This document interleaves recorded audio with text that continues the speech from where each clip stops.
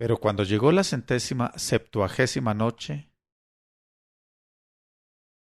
historia de Camaralzaman y la princesa Budur, la luna más bella entre todas las lunas.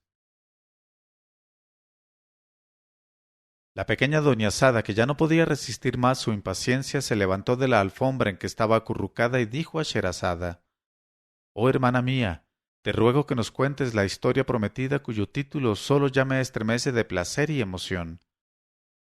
Y Sherazada sonrió a su hermana y dijo: «Aguardo para empezar la venia del rey». Entonces el rey Shahriar, que aquella noche se había dado prisa a hacer su cosa con Sherazada por el mucho ardor con que deseaba tal historia, dijo: «Oh Sherazada, cuando quieras puedes empezar la historia mágica que, según tu promesa, me ha de gustar tanto». Y al punto, Sherazada contó la siguiente historia. He llegado a saber, oh rey afortunado, que hubo durante la antigüedad del tiempo en el país de Caledán un rey llamado Shahramán, dueño de poderosos ejércitos y de riquezas considerables. Pero este rey, aunque era extremadamente dichoso y tenía 70 favoritas, sin contar sus 4 mujeres legítimas, sufría en el alma por su esterilidad en cuanto a descendencia, pues había llegado a avanzada edad, y sus huesos y su médula empezaban a adelgazar, y Alá no le dotaba de un hijo que pudiera sucederle en el trono del reino.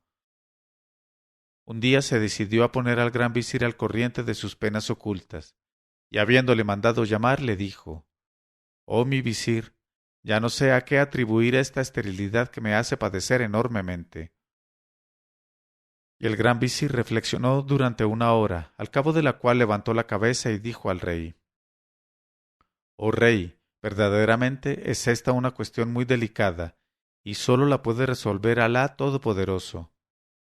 Créeme que después de haber reflexionado bien no doy más que con una solución». Y el rey le preguntó: «¿Y cuál es?». El visir contestó: «Hela aquí. Esta noche, antes de entrar en el harem, cuida de cumplir escrupulosamente los deberes ordenados por el rito. Haz tus abluciones con fervor y somete por medio de la oración tu voluntad a la de Alá el bienhechor, y de esa manera tu unión con una esposa escogida será fertilizada por la bendición». Al oír estas palabras de su visir, el rey exclamó: «Oh visir de prudente palabra, acabas de indicarme un remedio admirable», y dio expresivas gracias al visir por el consejo y le regaló un ropón de honor. Llegada ya la noche, entró en el departamento de las mujeres no sin haber cumplido minuciosamente los deberes del rito, y eligió a la más joven de sus mujeres, a la que tenía las caderas más suntuosas, que era una virgen de raza, y se introdujo en ella aquella noche, y la fecundó en el mismo instante y hora, y al cabo de 9 meses, día por día, parió la joven un varón en medio de festejos, y al son de flautas, pífanos y címbalos. Y el niño que acababa de nacer resultó tan hermoso y tan semejante era a una luna, que su padre maravillado le puso por nombre Camaralzaman, la luna del siglo. Y en verdad que aquel niño era la más bella de las cosas creadas. Hubo de comprobarse especialmente cuando llegó a la adolescencia, y la belleza esparció sobre sus 15 años todas las flores que encantan la vista de los humanos. Con la edad sus perfecciones habían llegado a su límite, sus ojos se habían hecho más mágicos que los de los ángeles Harut y Marut, sus miradas más seductoras que las de Tahut, y sus mejillas más agradables que las anémonas. En cuanto a su cintura, se había hecho más flexible que la caña de bambú y más fina que una hebra de seda.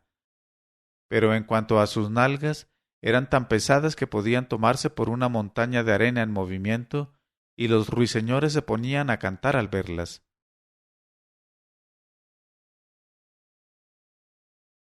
Así nada tenía de extraño que su cintura delicadísima se quejara a veces del peso enorme que la seguía, y que a veces, cansada del peso, se enojase con las nalgas. A todo esto, conservaba tanta frescura como las rosas, y era tan delicioso como la brisa de la tarde. y precisamente los poetas de su época trataron de expresar de un modo cadencioso la belleza que les pasmaba, y le cantaron en versos numerosos como los siguientes entre otros 1000. Cuando los humanos le ven, exclaman: mis ojos pueden leer estas palabras que la belleza ha trazado sobre su frente. Afirmo que es el único hermoso. Cornalinas son sus labios al sonreír, su saliva es miel derretida, sus dientes un collar de perlas, sus cabellos se enroscan junto a sus sienes en rizos negros como los escorpiones que muerden el corazón de los enamorados. De una recortadura de sus uñas se hizo el cuarto de la luna, pero su grupa fastuosa que tiembla, los hoyuelos de sus nalgas y la flexibilidad de su cintura superan ya a toda expresión. Mucho quería el rey Shahramán a su hijo hasta tal punto que no podía separarse de él un momento. Y como tenía que disipar con exceso sus cualidades y su hermosura, deseaba en extremo no morirse sin verle casado y disfrutar así de su posteridad. Y un día que le preocupaba más que de costumbre tal idea, se la manifestó a su gran visir, que le dijo: la idea es excelente porque el matrimonio suaviza el humor. Entonces el rey Shahramán dijo al jefe de los eunucos: ve pronto a decir a mi hijo Camaralzaman que venga a hablar conmigo. Y en cuanto el eunuco le transmitió la orden, Camaralzaman se presentó a su padre, y después de haberle deseado la paz respetuosamente, besó la tierra entre sus manos, con los ojos bajos y en modesta actitud, como cuadra a un hijo sumiso para su padre. En este momento de la narración, Sherezada vio aparecer la mañana y, como era discreta, se calló.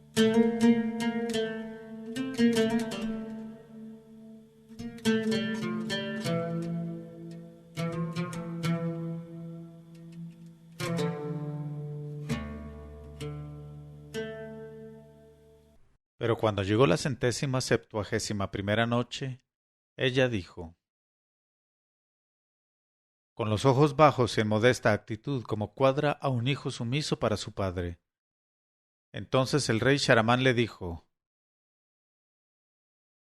oh hijo mío Camaralzaman, mucho desearía no morirme sin verte casado, para alegrarme contigo y ensancharme el corazón con tu boda. Al oír estas palabras de su padre, Camaralzaman cambió de color y contestó con voz alterada: sabe, oh padre, que en realidad no siento inclinación alguna al matrimonio, y mi alma no tiene afecto a las mujeres. Pues además de la aversión instintiva que les tengo, he leído en los libros de los sabios tantos ejemplos de sus maldades y perfidias, que llegué a preferir la muerte a su proximidad. Y por otra parte, oh Padre mío, escucha lo que a tal respecto dicen nuestros más estimados poetas. Desdichado aquel a quien el destino dota de una mujer. Está perdido, aunque para encerrarse edifique 1000 fortalezas de piedras unidas con garfios de acero. Como cañas las sacudirían los ardides de esas criaturas. Ah, desgraciado de ese hombre, la perfidia posee ojos hermosos, alargados con col negro y bellas trenzas abundantes, pero le hará pasar por la garganta tantos pesares que le cortarán la respiración. Otro dice: me interrogáis acerca de esas criaturas que llamáis mujeres. Sabéis que estoy versado en el conocimiento de sus fechorías y gastado por toda la experiencia que he adquirido. ¿Qué os diré, oh jóvenes? Huid de ellas. Ya veis que mi cabeza ha encanecido. Ya podéis adivinar cuáles fueron los resultados de su amor. Y ha dicho otro: hasta la Virgen que se llama nueva no es más que un cadáver que ni los buitres querrían. De noche crees poseerla porque ha cuchicheado junto a ti mimosamente secretos que no lo son. ¡Qué error! Mañana pertenecerán a otros sus muslos y sus partes mejor guardadas. Créeme, oh amigo mío, que es una posada abierta para todo el que llega. Penetra en ella si quieres, pero al día siguiente sal y vete sin volver la cabeza. Deja para otros el sitio que a su vez habrán de abandonar si conocen la cordura. De modo, oh padre, que aunque haya de apenarte mucho, no vacilaré en suicidarme si me quieres obligar a que me case. Cuando el rey Sharamán oyó estas palabras de su hijo, quedó en extremo confuso y afligido, y la luz se convirtió en tinieblas ante sus ojos. Pero como quería excesivamente a su hijo y deseaba no ocasionarle penas, se contentó con decirle: Camaralzaman, no he de insistir sobre un asunto que por lo que veo no te agrada, pero todavía eres joven. Tienes tiempo para reflexionar así como para pensar en la alegría que me produciría verte casado y con hijos. Y aquel día no volvió a hablarle del asunto, sino que le mimó y le hizo buenos regalos y procedió del mismo modo con él durante un año. Pero pasado el año, le mandó llamar como la primera vez y le dijo: ¿Recuerdas, Camaralzaman, mi ruego, y has reflexionado sobre lo que te pedí, sobre la felicidad que me causaría que te casaras? Entonces Camaralzaman se prosternó delante del rey su padre y le dijo: Oh padre mío, ¿cómo olvidar tus consejos, ni dejar de obedecerte cuando el mismo Alá me ordena el respeto y la sumisión? Pero por lo que afecta al matrimonio he reflexionado todo este tiempo, y estoy más resuelto que nunca a no contraerlo, y más que nunca los libros de antiguos y modernos me enseñan a evitar las mujeres a toda costa, pues son taimadas, necias y repugnantes. Líbreme Alá de ellas, aunque sea preciso que me mate. Oídas estas palabras, el rey Sharamán comprendió que sería contraproducente todavía insistir más u obligar a la obediencia a aquel hijo querido. Pero su pesar fue tan grande que se levantó desolado y mandó llamar aparte al gran visir, a quien dijo: Oh mi visir, qué locos son los padres que desean tener hijos. Solo dan penas y decepciones. He aquí que Camaralzaman está más resuelto aún que el año pasado a huir de las muchachas y del matrimonio. Qué desdicha la mía, oh mi visir, ¿y cómo la remediaremos? Entonces el visir inclinó la frente y recapacitó largo rato, y luego levantó la cabeza y dijo al rey: Oh rey del siglo, he aquí el remedio que vamos a emplear. Ten paciencia un año más, y entonces, en vez de hablarle de eso en secreto, reúne a todos los emires, visires y grandes de la corte, así como a todos los oficiales de palacio, y delante de todos ellos declárale tu resolución de casarle sin demora. Y entonces no se atreverá a desobedecerte ante la respetable asamblea, y te contestará oyendo y sometiéndose. En este momento de su narración, Sherazada vio aparecer la mañana y se calló discretamente.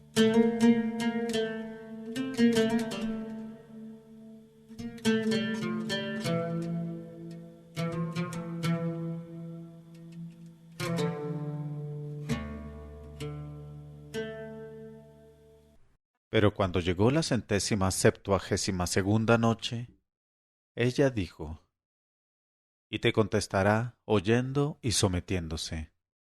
Tanto satisfizo al rey este discurso del visir que exclamó: Por Alá, es una idea realizable, y demostró su alegría ofreciendo al visir uno de los más bellos ropones de honor. Después de lo cual tuvo paciencia el tiempo indicado y mandó reunir entonces la asamblea, ordenando que asistiese a ella su hijo Camaralzaman. Y el joven entró en la sala, iluminándola con su presencia. Y qué lunar en su barbilla, y qué perfume ya Alá cuando pasaba. Y cuando se vio delante de su padre, besó 3 veces la tierra entre sus manos, y se quedó de pie aguardando que su padre le dirigiera la palabra. El rey le dijo: Oh hijo mío, sabe que te mandé a asistir a esta asamblea solo para expresarte mi resolución de casarte con una princesa digna de tu categoría y alegrarme así con mi posteridad antes de fallecer. Cuando Camaralzaman oyó estas palabras de su padre, sintióse de improviso atacado por una especie de locura que le dictó cierta respuesta tan poco respetuosa que todos los circunstantes bajaron los ojos, cohibidos, y el rey quedó mortificado hasta el límite extremo de la mortificación. Y como estaba obligado a poner corto a tamaña insolencia en público, gritó a su hijo con voz terrible: Ahora verás lo que cuesta a los hijos desobedecer a sus padres, y no guardarles la consideración debida. E inmediatamente mandó a los guardias que ataran a Camaralzaman los brazos a la espalda y le encerraran en la torre vieja de la ruinosa ciudadela contigua al palacio, lo cual se ejecutó inmediatamente.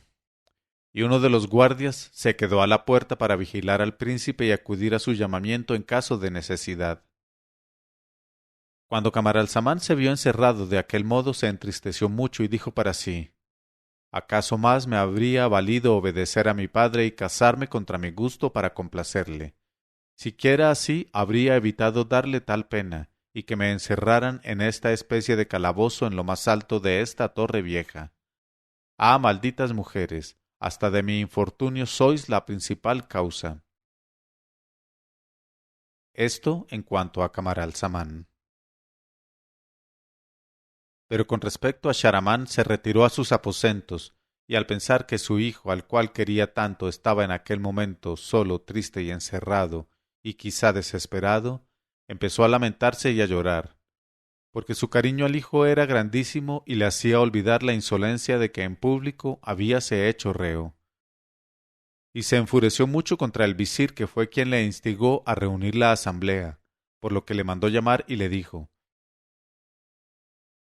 Tú eres el mayor culpable. A no ser por tu malhadado consejo, no me habría visto obligado a ser riguroso con mi hijo. Vamos, habla, que tienes que contestarme, y dime cómo nos conduciremos en lo sucesivo, porque yo no puedo acostumbrarme a la idea del castigo que a estas horas está sufriendo todavía mi hijo, la llama de mi corazón. Entonces el visir le dijo: Oh rey, ten paciencia, dejándole solo 15 días encerrado y verás cómo se apresura a someterse a tu deseo. El rey dijo: ¿Estás bien seguro? El visir dijo: Ciertamente. Entonces el rey exhaló varios suspiros y fue a tenderse en la cama y pasó una noche de insomnio, por mucho que penaba su corazón a causa de aquel único hijo que era su mayor alegría. Y durmió menos, porque estaba acostumbrado a que su hijo durmiera a su lado en la misma cama y a ponerle su propio brazo por almohada, velándole así personalmente el sueño. De modo que aquella noche, por más vueltas y revueltas que dio en todos sentidos, no pudo cerrar los ojos. Eso en cuanto al rey Sharamán. Y volvamos al príncipe Camaralzaman. Al caer la noche, el esclavo encargado de guardar la puerta entró con un candelabro encendido que dejó a los pies del lecho, pues había cuidado de arreglar en aquella habitación una cama bien acondicionada para el hijo del rey, y verificado esto, se retiró. Entonces Camaralzaman se levantó, hizo sus abluciones, recitó algunos capítulos del Corán y pensó en desnudarse para pasar la noche. Se quitó pues toda la ropa sin dejar puesta más que la camisa encima del cuerpo, y se puso a la cabeza un pañuelo de seda azul, y más que nunca parecía así tan hermoso como la luna de la noche 14. Se tendió entonces en la cama, y aunque desconsolado con la idea de haber enojado a su padre, no tardó en dormirse profundamente. Pero no sabía, ni podía figurárselo, lo que iba a ocurrir aquella noche en aquella torre vieja, frecuentada por los genios del aire y de la tierra. En efecto, en este punto de su narración, Sherazada vio aparecer la mañana y se calló discretamente.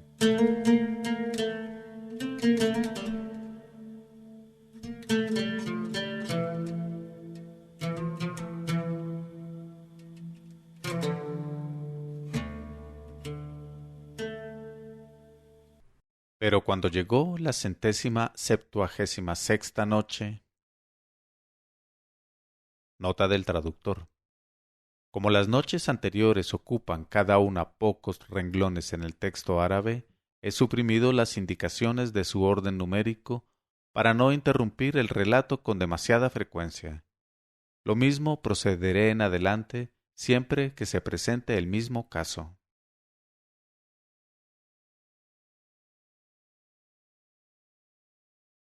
Ella dijo: En efecto, la torre en que se había encerrado a Camaralzaman estaba abandonada de muchos años atrás y databa del tiempo de los antiguos romanos, y al pie de la torre había un pozo, también antiquísimo y de construcción romana, y aquel pozo era precisamente el que servía de habitación a una efrita joven llamada Maimuna. La efrita Maimuna de la posteridad de Eblis era hija del poderoso efrit Domriat, jefe principal de los genios subterráneos. Maimuna era una efrita muy agradable, creyente, sumisa, ilustre entre todas las hijas de los genios por sus propias virtudes y las de su ascendencia, famosa en las regiones de lo desconocido. Sobre las 12 de aquella noche, la efrita Maimuna salió del pozo, según solía, a tomar el fresco, y voló ligera hacia los estados del cielo para dirigirse desde allí al lugar hacia el cual se sintiera atraída. Y al pasar por cerca de la techumbre de la torre, se asombró de ver luz en un sitio en que desde hacía largos años nunca había visto nada. Dijo pues para sí: seguramente que esa luz está ahí por algo. He de entrar dentro a ver lo que es. Entonces dio un rodeo y penetró en la torre, y vio al esclavo echado a la puerta, pero sin pararse, pasó por encima y entró en la habitación. Y cuál no fue su encantadora sorpresa al ver al joven que estaba echado medio desnudo en la cama. Empezó por pararse de puntillas y para verle mejor se acercó sigilosamente después de haberse bajado las alas, que la molestaban un tanto en aquella habitación tan angosta, y levantó por completo la colcha que tapaba la cara del joven y la dejó estupefacta su hermosura. Así estuvo sin respirar una hora, por temor a despertarle, antes de haber podido admirar a su gusto todas las delicadezas que le formaban, el color delicado de sus mejillas, la tibieza de sus párpados de pestañas llenas de sombra pálida y larguísima, la curva adorable de sus cejas, todo ello, incluso el olor embriagador de su piel y los reflejos dulces de su cuerpo, hubieran de emocionar a la gentil Maimuna, que en toda su vida de excursiones a través de la tierra habitable nunca había visto semejante belleza. Ciertamente, bien se le podían aplicar estos versos del poeta.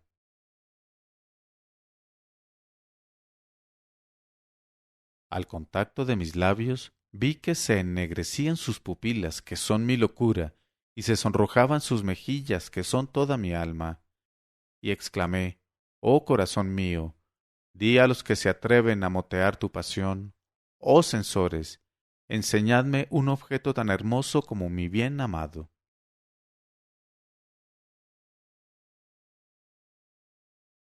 Y cuando la efrita Maimuna, hija del efrit Domriat, sació bien sus ojos con aquel espectáculo maravilloso, alabó a Alá exclamando: bendito sea el Creador que modela la perfección.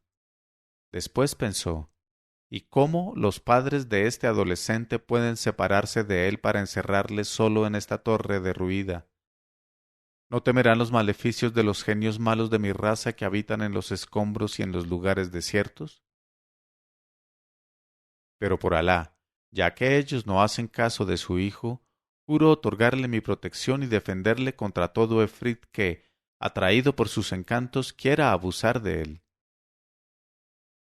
Después se inclinó sobre Camaralzaman y le besó en los labios con gran delicadeza, y en los párpados, y en ambas mejillas, volviendo a taparle con la colcha sin despertarle, y abrió las alas volando por la alta ventana hacia el cielo. Pero al llegar a la región media para tomar el fresco, y cuando se cernía tranquilamente pensando en el joven dormido, de pronto, y nada lejos, oyó un ruido de precipitado batir de alas que la hizo volverse hacia aquella parte, y vio que el autor del ruido era el efrit Danash, genio de mala especie, uno de los rebeldes que no acatan ni reconocen la supremacía de Soleimán ben Daud. Y este Danash era hijo de Shamurash, el más rápido de los genios en las carreras aéreas. Cuando Maimuna vio al mal Danash, temió que el bribón vislumbrase la claridad de la torre y perpetrase allí cualquier fechoría, por lo que se arrojó sobre él con un ímpetu semejante al del gavilán, e iba a alcanzarle y agredirle cuando Danash le hizo seña de que se rendía a discreción y le dijo temblando de miedo: «Oh poderosa Maimuna, hija del rey de los genios, te conjuro por el nombre augusto y por el talismán sagrado del sello de Soleimán, a que no uses de tu poder para hacerme daño, y por mi parte te prometo no hacer nada reprensible». Entonces Maimuna dijo a Danash, hijo de Sharumash: «Así sea, me avengo a perdonarte, pero apresúrate a decirme de dónde vienes a estas horas, qué haces ahí y a dónde piensas ir. Y sobre todo, sé verídico en tus palabras, oh Danash, pues si no, estoy dispuesta a arrancarte las plumas de las alas con mis manos, a desollarte y a romperte los huesos para precipitarte después como una masa. No creas poder librarte con una mentira, oh Dalmash».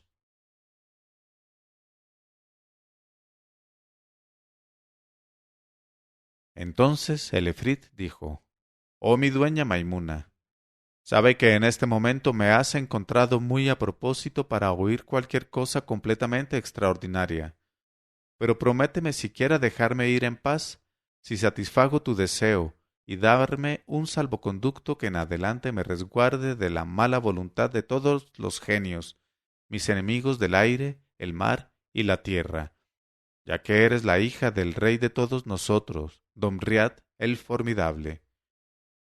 Así habló el efrit Danash, hijo del rápido Shamurash. Entonces Maimuna, hija de Domriat, dijo: «Te lo prometo, por la gema grabada con el sello de Solimán ben Daud, sobre entrambos la oración y la paz. Pero habla por fin, pues presiento que tu aventura es muy extraña». Entonces el efrit Danash acortó la carrera, giró sobre sí mismo y fue a colocarse al lado de Maimuna. Después contó del modo siguiente su aventura: «Sabe, oh gloriosa Maimuna, que vengo en este momento del fondo de un interior lejano de los extremos de la China, país en que reina el gran Gayur, señor de El Budur y El Kusur, en donde se yerguen en derredor numerosas torres y se encuentran su corte, sus mujeres con sus adornos y sus guardias en las encrucijadas y en todo el contorno. Y allí han visto mis ojos la cosa más hermosa de todos mis viajes y mis giras, su hija única, el Set Budur. Y como le es imposible a mi lengua, aun exponiéndose a criar pelo, el pintarte la belleza de esa princesa, me contentaré con enumerarte sencillamente sus cualidades de un modo aproximado. Escucha, pues, oh Maimuna, te hablaré de su cabellera, luego te describiré su rostro, luego sus mejillas, luego sus labios, su saliva, su lengua, su garganta, sus pechos, su vientre, sus caderas, sus nalgas, su centro, sus muslos, y por fin sus pies, oh Maimuna. Bismillah. Oh su cabellera, señora mía, es tan oscura que resulta más negra que la separación de los amigos, y cuando se reparte en 3 trenzas que descienden hasta sus pies, creo ver 3 noches y aún tiempo. Y su rostro es tan blanco como el día que se encuentran los amigos. Si lo miro en el momento de brillar la luna llena, veo 2 lunas a la vez. Sus mejillas están formadas por una anémona dividida en 2 corolas. Sus pómulos parecen la misma púrpura de los vinos, y su nariz es más recta y más fina que una hoja de acero escogido. Sus labios son ágata coloreada y coral. Su lengua, cuando la mueve, segrega la elocuencia y su saliva es más deseable que el zumo de las uvas, apaga la sed más abrasadora.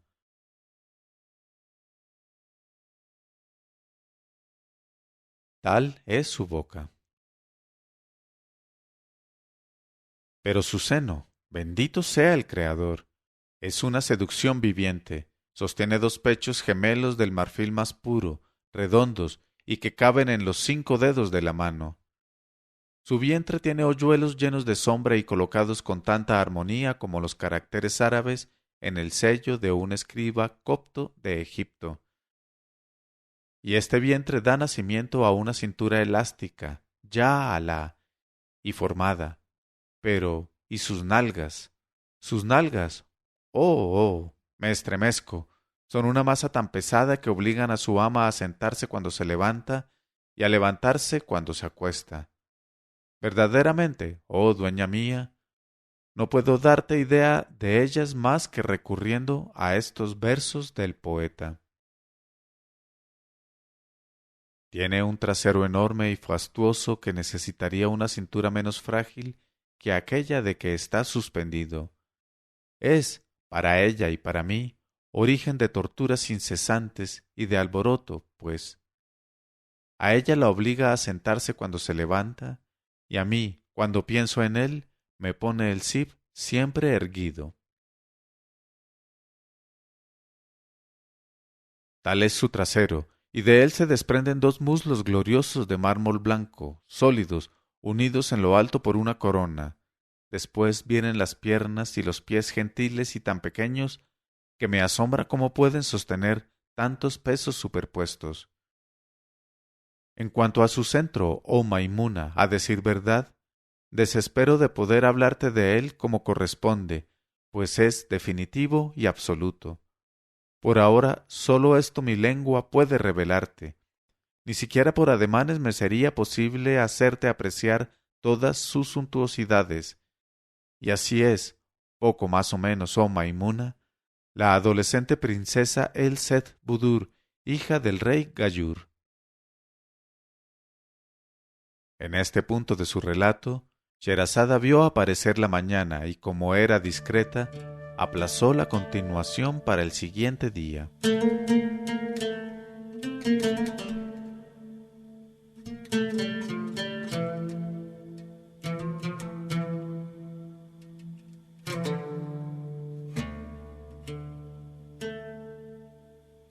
Pero cuando llegó la 179ª noche, ella dijo: y así es, poco más o menos, la adolescente princesa Budur, hija del rey Gayur.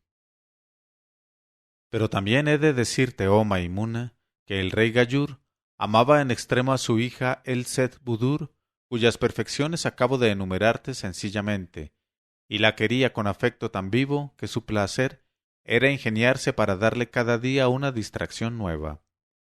Pero como pasado cierto tiempo ya se les agotaron toda clase de diversiones, pensó en darle goces diferentes, construyendo para ella palacios maravillosos. Empezó la serie por la edificación de 7, cada cual de estilo distinto y de diversa materia preciosa. Así mandó construir el primero todo de cristal, el segundo de alabastro diáfano, el tercero de porcelana, el cuarto de mosaicos de pedrería, el quinto de plata, el sexto de oro y el séptimo solo de perlas y diamantes. Y el rey Gayur no dejó de mandar que cada palacio se adornase de la manera más adecuada al estilo de su construcción. Reunió en ellos todos los atractivos que pudieron hacer su uso todavía más encantador, cuidando, por ejemplo, y sobre todo de la belleza de sus estanques y jardines. Y para distraer a su hija Budur, la hizo habitar en estos palacios, pero sólo un año en cada uno, a fin de que no tuviera tiempo de cansarse y el placer sucediera sin fatiga al placer. Es natural que en medio de tantas cosas bellas, la belleza de la joven se afinara y llegara por último al estado supremo que hubo de encantarme. De tal modo que no te pasmarás, oh Maimuna, si te digo que todos los reyes vecinos a los estados del rey Gayur deseaban ardientemente casarse con la joven de fastuoso trasero. Pero he de apresurarme, no obstante, a tranquilizarte respecto a su virginidad, pues hasta ahora rechazó con horror las proposiciones que su padre le transmitiera y contentóse con responderle cada vez: soy mi propia reina y mi única dueña. ¿Cómo he de soportar que un hombre roce un cuerpo que tolera apenas el contacto de la seda? Y el rey Gayur, que habría preferido la muerte a contrariar a Budur, no encontraba nada que replicar y se veía forzado a no atender las peticiones de los reyes vecinos suyos y de los príncipes que con tal fin iban a su reino desde los países más remotos. Y un día que un rey joven, más bello y poderoso que los demás, se presentó después de haber enviado muchos regalos y preparatorios, el rey Gayur habló de él a Budur, que, indignada esta vez, estalló en reconvenciones y exclamó: «Ya veo que no me queda más que un medio de acabar con este tormento continuo. Voy a coger ese alfanje que veo ahí y clavármelo de punta en el corazón para que me salga por la espalda. Por Alá, no tengo otro recurso». Y como se disponía de veras a emplear tal violencia consigo misma, el rey Gayur se asustó de tal modo que sacó la lengua y sacudió la mano y puso los ojos en blanco, y después se apresuró a confiar a Budur a 10 viejas muy listas y llenas de experiencia, una de las cuales fue la propia nodriza de Budur. Y desde entonces las 10 viejas no la dejan un momento y vigilan sucesivamente a la puerta de su habitación. Y he aquí, oh mi señora Maimuna, el estado actual de las cosas. Y yo no ceso, ciertamente, de ir todas las noches a contemplar la belleza de la princesa y a ensancharme los sentidos viendo sus esplendores. Y puedes creer que no me faltan tentaciones de cabalgarla y deleitarme con su trasero, pero pienso que sería una lástima atentar, a disgusto de la propietaria, contra una suntuosidad tan bien guardada. Sin embargo, oh Maimuna, disfruto algo de ella durante su sueño. La beso, por ejemplo, entre los 2 ojos, suavemente, aunque me dan ganas muy grandes de hacerlo con fuerza. Pero desconfío de mí mismo, sabiendo que no podré contenerme si empiezo, y prefiero abstenerme del todo por temor de estropear a la joven. Te conjuro, pues, oh Maimuna, a que vengas conmigo a ver a mi amiga Budur, cuya belleza te encantará sin duda alguna, y cuyas perfecciones te garantizo que han de entusiasmarte. Vamos, oh Maimuna, al país del rey Gayur, para admirar a El Set Budur. Así habló el Efrit Danash, hijo del rápido Shamurash. En este momento de su narración, Sherazada vio aparecer la mañana y como era discreta, se calló.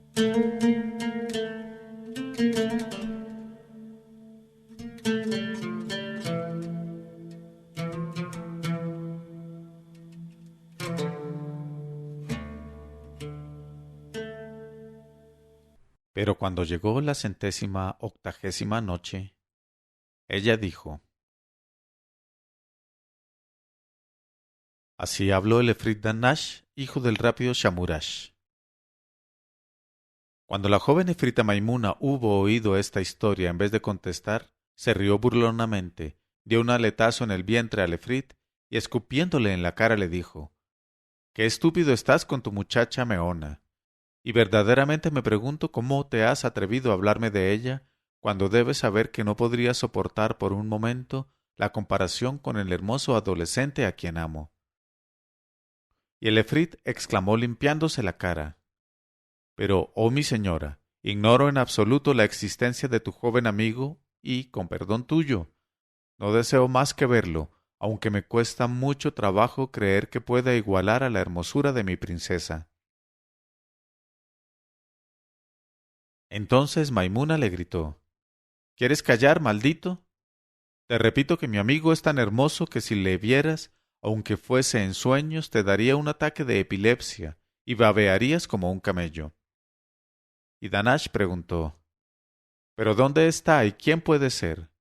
Maimuna dijo: «Oh bribón, sabe que está en el mismo caso que tu princesa, y le han encerrado en la torre vieja a cuyo pie tengo mi morada subterránea. Pero no te forjes la ilusión de que vas a verle sin mí, pues ya conozco tus torpezas y no te confiaría ni siquiera la custodia del culo de un santón. No obstante, me avengo a consentir en enseñártelo, para saber tu parecer, advirtiéndote que como tengas la audacia de mentir, hablando contra la realidad de lo que vas a ver, te arranco los ojos y te convierto en el más mísero de los genios. Además me pagarás una buena apuesta si mi amigo resulta más bello que tu princesa, y para ser justa, me comprometo a pagar yo en el caso contrario». Y Danash exclamó: «Acepto la condición. Ven, pues, conmigo a ver a El Set Budur al país de su padre el rey Gayur». Pero Maimuna dijo: acabaremos más pronto yendo a la torre que está ahí a nuestros pies para empezar por juzgar la hermosura de mi amigo y luego compararemos. Entonces Danash respondió: escucho y obedezco. Y ambos bajaron en línea recta desde lo alto de los aires hasta la techumbre de la torre y penetraron por la ventana en el aposento de Camaralzaman. Entonces Maimuna dijo al Efrit Danash: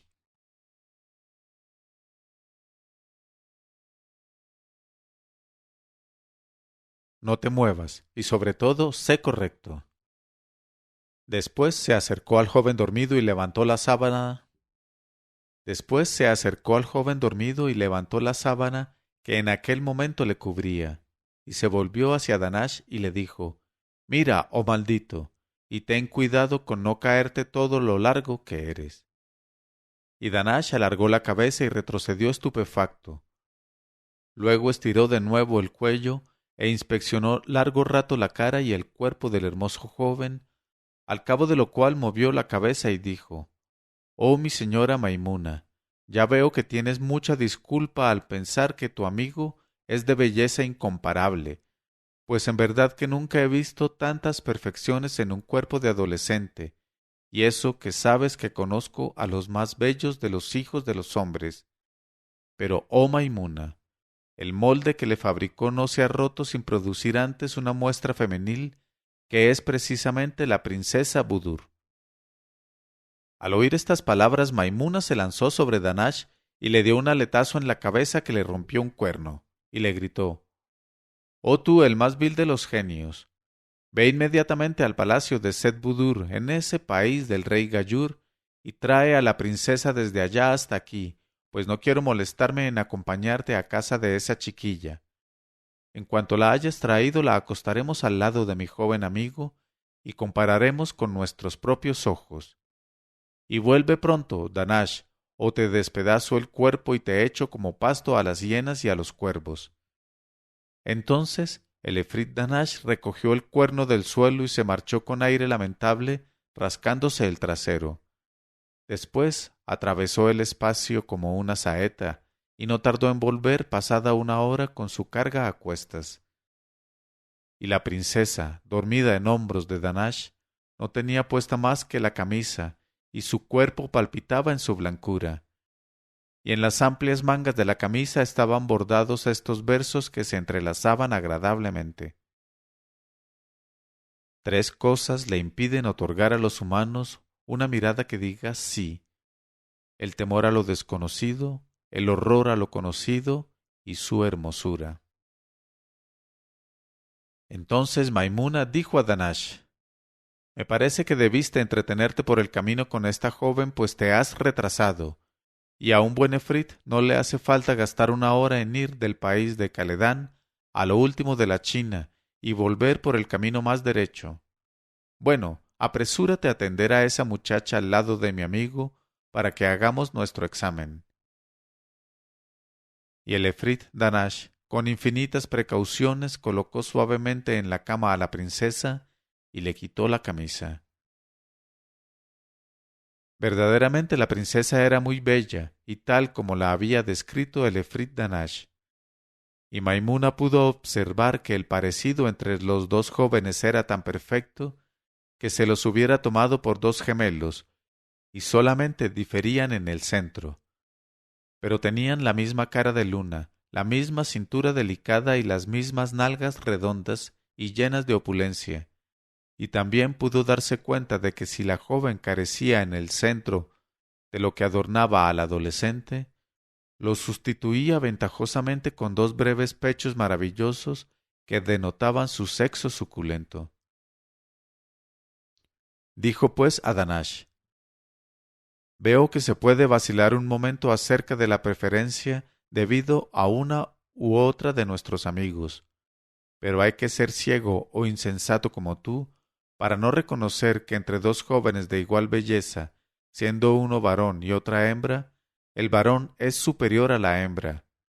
¿Qué dices a eso, maldito? Pero Danash contestó: por mi parte sé lo que sé y veo lo que veo, y el tiempo no me haría creer lo contrario de lo que mis ojos han visto. Pero, oh mi señora, si tuvieras empeño en que mintiese, mentiría para darte gusto. Cuando la efrita Maimuna oyó estas palabras, se echó a reír, y comprendiendo que no podría nunca ponerse de acuerdo con el testarudo Danash, sólo por medio de un examen, le dijo: ¿Acaso haya un medio de averiguar cuál de nosotros dos tiene razón? Y es recurrir a nuestra inspiración. El que diga los mejores versos en loor de su preferida, será quien esté en lo cierto. ¿Estás conforme? ¿O no eres capaz de esa habilidad propia sólo de los seres delicados? Pero el Efrit Danash exclamó: Eso es precisamente, señora mía, lo que quería proponerte, pues mi padre Shamurash me enseñó las reglas de la construcción poética y el arte de los versos ligeros de ritmo perfecto. Pero sea tuya la prioridad, oh encantadora Maimuna. Entonces Maimuna se acercó a Camaralzaman dormido, e inclinándose hacia sus labios se los besó suavemente. Después le acarició la frente y con la mano en su cabellera dijo mirándole: Oh cuerpo claro al que las ramas han dado su flexibilidad y los jazmines su fragancia, ¿qué cuerpo de virgen vale lo que tu olor? Ojos en que el diamante puso su luz y la noche sus estrellas, ¿qué ojos de mujer alcanzarán tu fuego?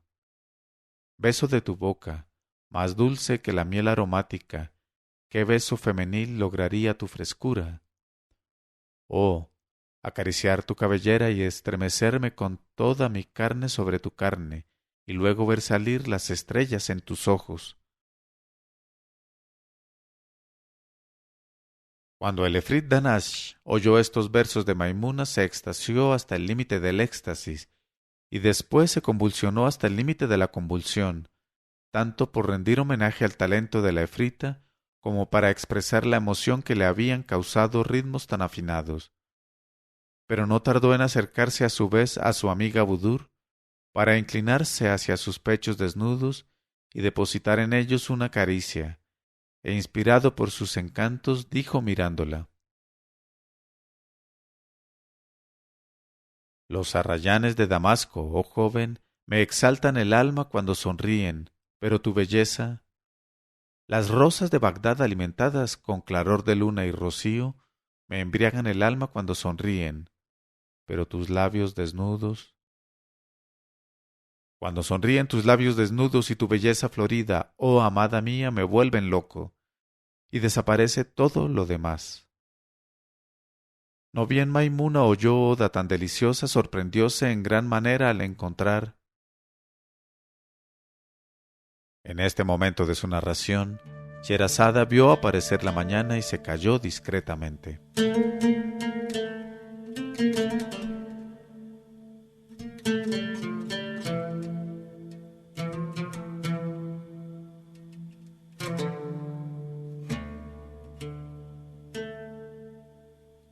Y cuando llegó la 182ª noche, ella dijo: sorprendióse en gran manera al encontrar en Danash tanto talento unido a tanta fealdad. Como, aunque mujer, estaba dotada de cierta dosis de buen juicio, no dejó de felicitar a Danash, que se ensanchó en extremo. Y le dijo: verdaderamente, oh Danash, tienes un alma bastante delicada dentro de esa armazón que habitas, pero no creas que vences en el arte de los versos, ni Seth Budur vence tampoco en hermosura a Camaralzaman. Y Danash, sofocado, exclamó: ¿lo crees así de veras? Ella dijo: seguramente. Él dijo: no lo creo. Ella dijo: toma, y de un aletazo le hinchó un ojo. Él dijo: eso no prueba nada. Ella dijo: bueno, mírame el trasero. Él dijo: está bastante flaco. Al oír estas palabras, Maimuna, doblemente irritada, quiso precipitarse sobre Danash y estropearle alguna parte de su individuo. Pero Danash, que lo había previsto, de pronto se convirtió en pulga y se refugió sigilosamente en la cama debajo de los dos jóvenes. y como Maimuna temía despertarlos, se vio obligada, para resolver aquel caso, a jurar a Danash que ya no le haría más daño. Y Danash, oído el juramento, recobró su forma, pero se mantuvo en guardia. Entonces Maimuna le dijo: «Oye, Danash, no encuentro más medio para terminar esta disputa que recurrir al arbitraje de un tercero». Él dijo: «Me vengo a ello». Entonces Maimuna dio con el pie en el suelo, que se entreabrió, y dio salida a un efrit espantoso, inmensamente horrible. En la cabeza tenía 6 cuernos, cada uno de 4,430 codos de longitud. Ostentaba 3 rabos ahorquillados no menos extensos. Uno de sus brazos tenía 5,555 codos de largo, y el otro medio codo nada más. Era cojo y jorobado, y sus ojos estaban colocados en el centro de la cara y en sentido longitudinal. Las manos, más anchas que calderos, acababan en garras de león. Las piernas, rematadas con cascos, le hacían renguear, y su zib, 40 veces más gordo que el de un elefante, daba la vuelta por la espalda y surgía triunfador. Se llamaba Kashkash ben Fakrash ben Atrasé, de la posteridad de Eblis Abu Hanfash. Y cuando la tierra se volvió a cerrar, el efrit Kashkash distinguió a Maimuna y enseguida besó la tierra entre sus manos, quedándose delante de ella humildemente con los brazos cruzados, y le preguntó: «Oh mi dueña Maimuna, hija de nuestro rey Domriat, soy el esclavo que aguarda tus órdenes». Ella dijo: «Quiero, Kashkash, que seas juez en la disputa que ha surgido entre ese maldito Danash y yo. Ocurre tal y cual cosa, te corresponde ser imparcial, y después de echar una mirada a ese lecho decirnos quién te parece más hermoso, si mi amigo o esa joven». Entonces Kashkash se volvió hacia la cama en que ambos jóvenes dormían tranquilos y desnudos, y al verlos fue tal su emoción que se agarró con la mano izquierda a la herramienta que se le erguía por encima de la cabeza y se puso a bailar, cogido con la mano derecha al triple rabo ahorquillado. Después de lo cual dijo a Maimuna y a Danash: «Por Alá, bien mirado me parecen iguales en belleza y diferentes sólo en el sexo, pero de todos modos sé de un medio único que puede dirimir la contienda». Ellos dijeron: «Date prisa a comunicárnoslo».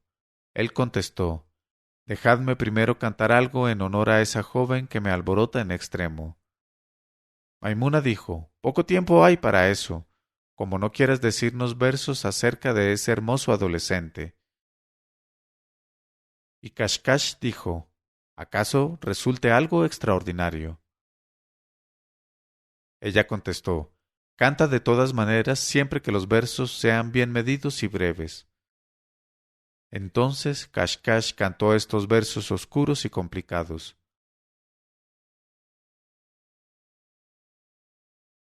«Adolescente, me recuerdas que al consagrarte a un amor único, el cuidado y la zozobra ahogarían el fervor. Sé prudente, corazón mío. Gusta el azúcar de los besos en el labio virginal, pero para que el porvenir sea propicio, no dejes que se enmohezca la puerta de salida. El sabor a sal es delicioso en los labios menos fáciles». Entonces Maimuna dijo: «No quiero tratar de entender, pero dinos pronto el medio para saber quién acierta». Y el efrit Kashkash dijo: «Mi opinión es que el único medio que se ha de emplear consiste en despertarlos sucesivamente mientras nosotros 3 permanecemos invisibles, y acordemos que aquel de los 2 que manifieste amor más ardiente hacia el otro y demuestre más pasión en sus ademanes y actitud, será ciertamente el menos hermoso, pues se reconocerá subyugado por los encantos de su compañero». Oídas estas palabras del efrit Kashkash, en este momento de su narración, Sherazada vio aparecer la mañana y, como era discreta, se calló.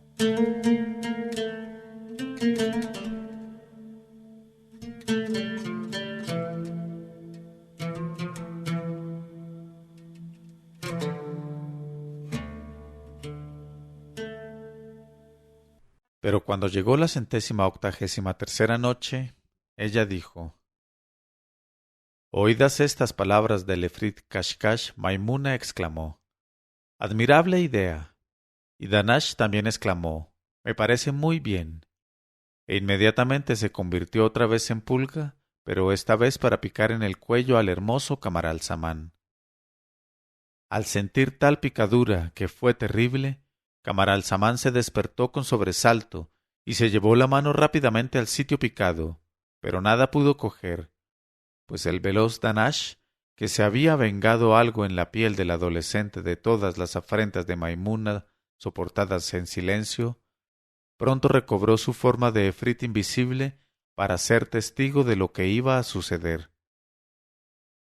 En efecto, Camaralzaman, todavía soñoliento, dejó caer la mano que no había podido cazar la pulga, y la mano fue precisamente a tocar el muslo desnudo de la joven. Aquella sensación le hizo abrir los ojos e inmediatamente los volvió a cerrar, deslumbrado y conmovido. Y sintió junto a él aquel cuerpo más tierno que la manteca y aquel aliento más grato que el perfume del almizcle.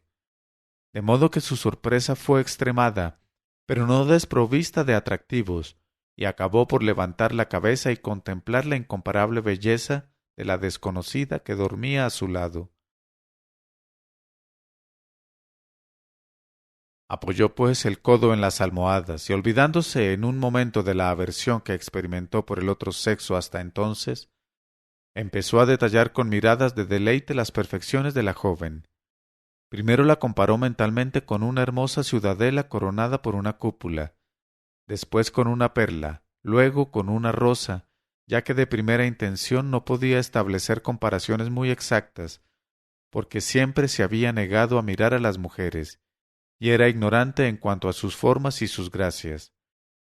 Pero no tardó en comprender que su última comparación era la más precisa y la más cierta la penúltima, y en cuanto a la primera, pronto lo hizo sonreír.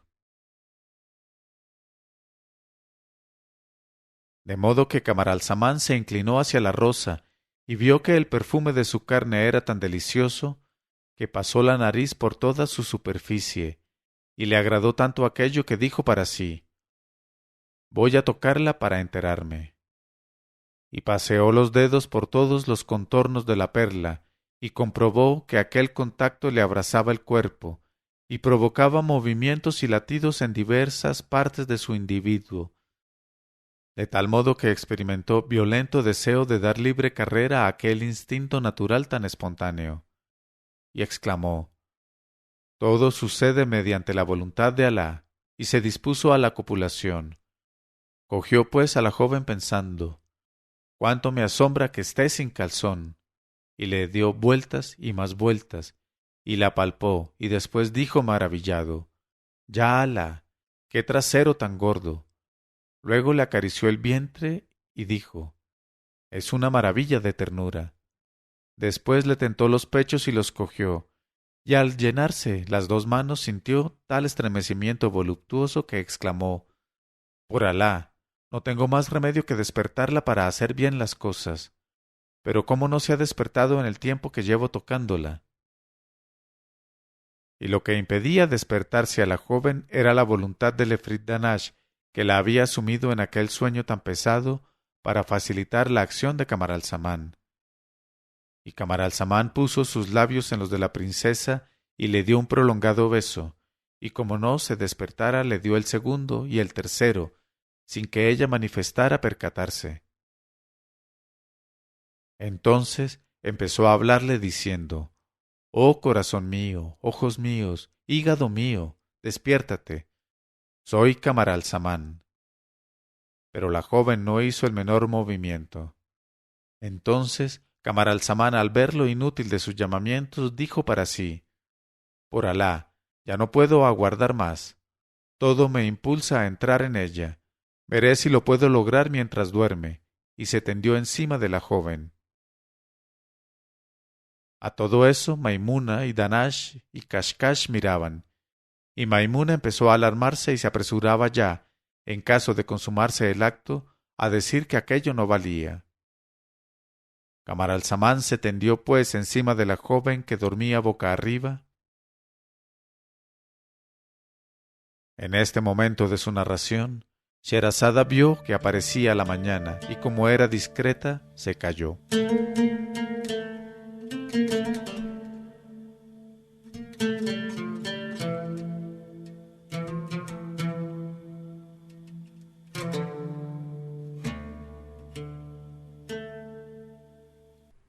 Leyó Mauricio Duque Arrubla, 1001noches.co 1001noches.co